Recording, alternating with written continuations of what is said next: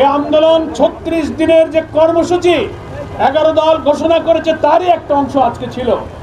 প্রথম থেকে এখানে বক্তব্য চলেছে, নেতৃবৃন্দ অনুরোধ করেছেন আর আমাদের বক্তব্যের প্রয়োজন নেই। অনেকে না খেয়ে বৃষ্টিতে ভিজে প্রায় ২ ঘন্টা আপনারা এখানে কর্মসূচি সফল করেছেন।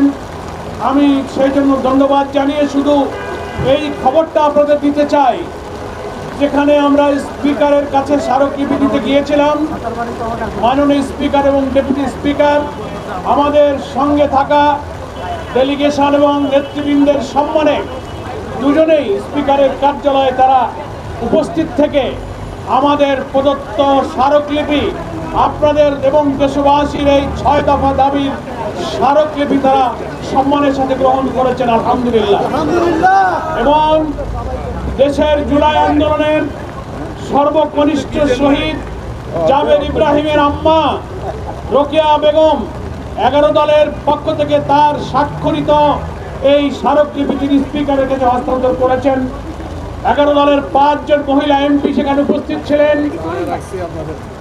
আমাদের ১১ দলের পুরুষ এমপিদের প্রতিনিধিরাও সেখানে অনেকে উপস্থিত ছিলেন। অত্যন্ত সৌহার্দ্যপূর্ণ পরিবেশে স্মারকলিপির বিষয়বস্তু নিয়ে আলোচনা হয়েছে। আমরা অনুরোধ করেছি, বাংলাদেশের রাজনীতির এখন প্রধান সংকট এই গণভোটের রায় বাস্তবায়ন না হওয়া। এটা যদি বাস্তবায়ন না হয় এই সংকট বাংলাদেশের রাজনৈতিক সংঘাতের দিকে নিয়ে যেতে পারে। ওনাকে অনুরোধ করেছি, আপনি পার্লামেন্টের গার্ডিয়ান হিসেবে দেশের প্রধানমন্ত্রী, সংসদ নেতা এবং বিরোধী দলীয় নেতা উভয়কে নিয়ে আমাদের গণভোটের ম্যান্ডেট অনুযায়ী ৭০% হ্যাঁ ভোটে জয়যুক্ত হওয়া গণভোটের রায় বাস্তবায়নের আইনি পদক্ষেপ আপনি গ্রহণ করবেন।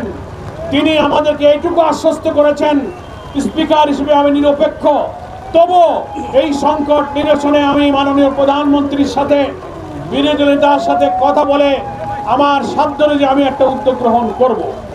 এতটুকু আশ্বস্ত উনি আমাদেরকে করেছেন এবং এটাও বলেছেন যে আজকেই আমরা আসার পর ওনার সাথে প্রধানমন্ত্রীর বৈঠকের সময় নির্ধারিত আছে, সেই সময় তিনি এই স্মারকলিপি নিয়ে প্রধানমন্ত্রীর সাথে কথা বলবেন, এটুকু তিনি আমাদেরকে ওয়াদা করেছেন।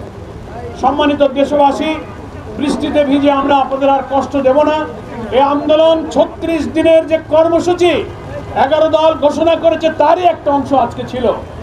আগামীকাল জাতীয় সেমিনার হবে ডিপ্লোমা ইঞ্জিনিয়ার্স ইনস্টিটিউট সকাল 10টায়। ১১ দলীয় শীর্ষ নেতারা সেখানে উপস্থিত থাকবেন। বিরোধী দলীয় নেতা ডক্টর শফিকুর রহমান সহ ১১ দলের শীর্ষ নেতারা সেখানে বক্তব্য রাখবেন। আপনাদের সেখানে সকলকে আমন্ত্রণ জানাই।